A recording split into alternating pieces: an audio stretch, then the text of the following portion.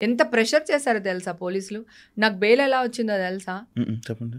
ఒక కోర్టులో ఎప్పుడు కూడా ప్రీవియస్ తీర్పులు ఉంటాయి, అవి రెఫరెన్స్ గా పెట్టి అడుగుతూ ఉంటారు. ఈ కేసుకి ఇట్లా అప్పుడు ఇలా జరిగింది ఇలా అని ఉంటాయి కొన్ని.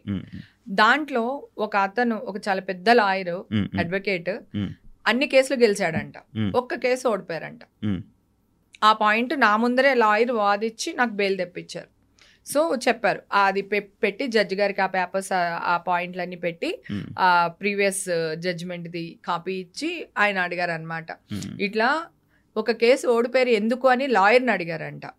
ఓడిపోయిన తర్వాత అడ్వకేట్ గారిని అడిగితే, నాకు న్యాయానికి నాకు జరిగే యుద్ధంలో అయితే నేనే గెలిచేవాడిని, ఇక్కడ మీడియాకి న్యాయానికి జరిగిన విషయంలో మీడియా ఇన్వాల్వ్ అవ్వడం వల్ల నేను ఈ కేసు ఓడిపోయాను అన్నారంట. అలా కూడా ఓడిపోతారండి. మరి ఏం చేస్తారు ఇప్పుడు మీడియా వాళ్ళు? ఏం చేస్తారు, ఈవిడే కండక్ట్ చేసేసింది, ఈ అమ్మాయిని ఈవిడే తీసుకెళ్ళిపోయింది, అదే ఆవిడెవరో మాట్లాడి వీళ్ళెవరో మాట్లాడి మొత్తం ఇదే కదా. అడుగు తినే వాళ్ళు కూడా న్యూస్ ఛానల్లో కూర్చోపెట్టుకుని, అడుక్కునే వాళ్ళు రోడ్ల మీద అడుక్కునే వాళ్ళు 10,000 ఇచ్చి తీసుకుని వచ్చి కూర్చోపెట్టి హేమక్క గురించి మాట్లాడని చెప్పి మాట్లాడిచ్చారంట.